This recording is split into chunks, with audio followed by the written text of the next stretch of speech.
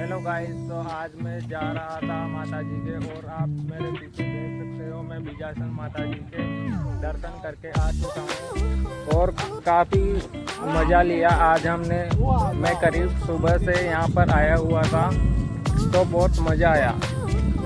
और आपको यह वीडियो अच्छी लगे तो लाइक और चैनल को सब्सक्राइब करना दोस्तों।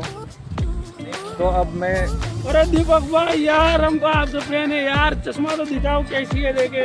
देखो यार, अरे भाई लोगों, दीपक भाई अच्छी वीडियो बनाता है, इसे लाइक करो, सब्सक्राइब करो और फॉलो करो। गाइस ये देख सकते हो भाई आप क्या कर रहे हो?